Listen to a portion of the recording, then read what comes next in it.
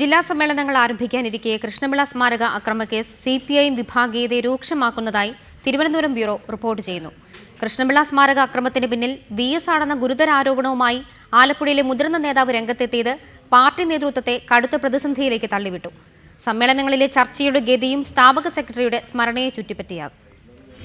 സ്ഥാപക secretary P. കൃഷ്ണപിള്ളയുടെ സ്മാരകം തകർത്തത് CPM-ൽ സജീവ ചർച്ചയാകുന്നതിനിടയിൽ പുതിയ ആരോപണങ്ങളുമായി നേതാക്കൾ രംഗത്തെത്തിയതാണ് വീണ്ടും പ്രതിസന്ധി സൃഷ്ടിക്കുന്നത്. സ്മാരകാക്രമണ കേസിൽ TK പളനിയെ പ്രതിസ്ഥാനത്ത് ചൂണ്ടിക്കാട്ടിയ പ്രതിപക്ഷ നേതാവ് VS അച്യുതാനന്ദൻ വിവാദത്തെ പുതിയ തലത്തിലേക്ക് എത്തിച്ചു. എന്നാൽ തിരിച്ചടിച്ച TK പളനി ഒരു പടി കൂടി കടന്ന് VS-ന്റെ പങ്ക് അന്വേഷിക്കണമെന്നാവശ്യപ്പെട്ടതോടെ സംഭവത്തിന്റെ ഗൗരവം വർദ്ധിച്ചു.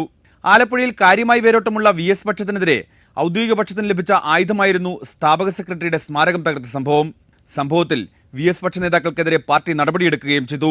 പാർട്ടി നടപടിക്കെതിരെ പരസ്യമായി രംഗത്ത് വന്ന VS-നെതിരെ പളനി ഉന്നയിച്ച ആരോപണം സമ്മേളനങ്ങളിൽ സജീവ ചർച്ചയാകും. ഔദ്യോഗിക പക്ഷത്തിന് VS-നെ പ്രതിക്കൂട്ടിലാക്കാൻ കിട്ടിയ പുതിയ ആയുധമായി ഇത് മാറുമെന്നർത്ഥം.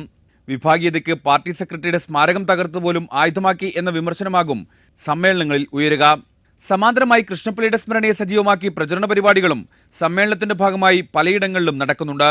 കൃഷ്ണപിള്ളയുടെ ജീവചരിത്രം വിവരിക്കുന്ന വസന്തത്തിന്റെ കനൽ വഴികൾ എന്ന സിനിമ CPIM മുൻകൈയെടുത്താണ് പലയിടങ്ങളിലും പ്രദർശിപ്പിക്കുന്നത്. കൃഷ്ണപിള്ളയുടെ സ്മരണയെ സജീവമാക്കി നിർത്താനുള്ള ശ്രമമായി ഇതിനെ വ്യാഖ്യാനിക്കുന്നവരുമുണ്ട്. റിപ്പോർട്ടർ, തിരുവനന്തപുരം.